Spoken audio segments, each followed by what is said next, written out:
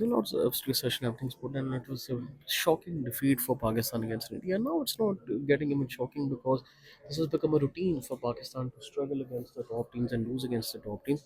And it's concerning because this team combination was looking slightly better, and it was expected that they will play fearless cricket and maybe give a tough time to India. But they've again succumbed to the pressure like the past Pakistan teams did. And even though the past Pakistani teams like the Babar 11 used to lose to India in a fighting way, but this team has lost just in a one-sided way.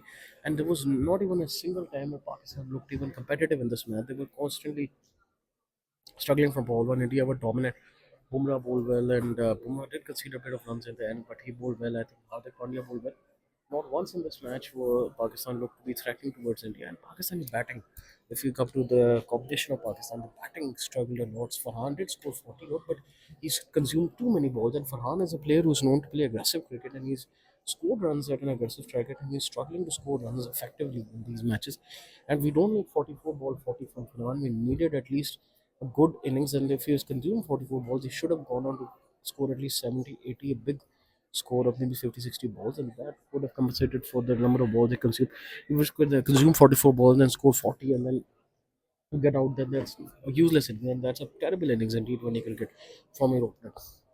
It shows that the Pakistani batting was struggling, even though Indian batting strike rate was quite better. And I think what Pakistan missed a trick was that the score was a bit less. I think they needed to get at least 160, 170, 170 plus would have been able to put the game on.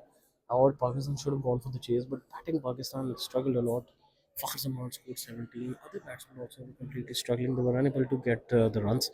And barring Shaheen Afridi and maybe Fawzat Afan, no one was able to get a big score, even though there was one partnership between Fakhr Zaman and Sabzada Farhan, but that partnership looked like it was threatening. But then Fakhr got out, even though it was looking like that Fakhr might get a big innings against India because he has a good records against India. And he had an opportunity, being the experienced player, to play a big innings. And one of Pakistan's top order batsmen needed to go and score at least a 70, 80, and they couldn't, which is why they succumbed to the pressure. And Pakistani batting has been struggling a lot. Mohammad Haris at three experiment is proving to be a failure for Pakistan. At one match he's scoring, but he's scoring against a big team. Pakistani batting, if you see, is not looking very convincing as well. Even against UAE where they won, they were not looking like they were as a very strong batting line. They were struggling a lot, and I think Pakistani batting needs to push their socks. They need to bat well, they need to field well, and they need to bowl well.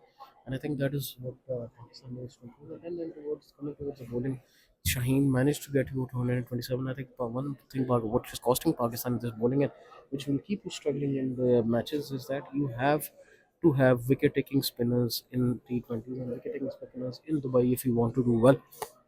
And when matches, you need your spinners to take wickets, like the Indian spinners did, where Kuldeep Yadav picked up 3 wickets and he is the man of the match. You needed Nawaz, your Sufyan Mukim and Abrar to take wickets. They were way too expensive, especially Sufyan. Abrar bowled competitively well, didn't concede runs, but he needed to take wickets. Only containing the runs was not going to be enough. And the Indian players managed the spin well. I think Hardis Roof could have been an addition on this pitch in place of Hemshin.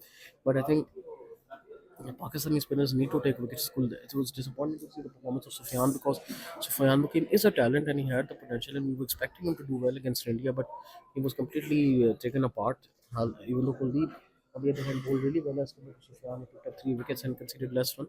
Sufyan should have taken three, 4 wickets, and Pakistan unable to take wickets, and they were unable to put the pressure, and they were unable to create opportunities, which is why India managed to end up winning the game and by a comfortable margin. It is the first time the captain Suryakumar Yadav has scored big innings against Pakistan. Otherwise, he has a very poor record against Pakistan, and he tends to struggle a lot against Pakistani team. But he managed to score runs for the first time, and he has improved his record as well against Pakistan.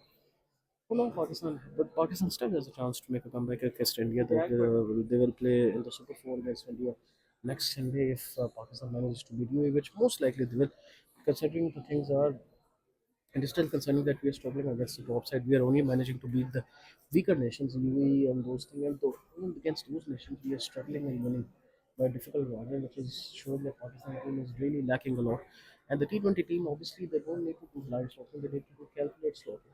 They need to bat well, and they need to build partnerships if they want to do well. And I think Pakistani batting needs to do well. I think maybe Hussain Talat can come in this team, and maybe in the bowling you can make a change or two, but I think Pakistan combination is really struggling a lot, especially the batting. And obviously, if the batting scores well, then only the bowling can put some fight and put some effort. I think the bowling unit is still not that bad. Your batting needs to make it. batting needs to get moved the tables, and your batting is the one which is struggling a bit from these past 1 and 2 tournaments. Is that they're not able to score the runs which is required, and the batting is very inconsistent. The captain has also played a very poor innings of scored of 3 of 12 balls, which is not a good innings in T20 cricket. Salman Agha needs to step up. The batting needs to score big, and if they do well, then only they can win matches against a big team. And the batting needs to click, and the spin bowling needs to click for Pakistan if they want to do well. But it's good in for India, and if you want to obviously make the Indians silent, you have to defeat them. And now you have given them again a chance to bark and speak on the media. And if you the thing is that you have to respond India on the ground. Pakistan is defeating India in every sports, but it's cricket where Pakistan is completely struggling and unable to beat India. So you have to give a response on the ground, and you have to do well on the ground if you want to beat India and if you want to give a sweeping signal. So I guess that's it for the video. Like and subscribe to Roma. Till then, goodbye from my side to good yourself and Allah Hafiz.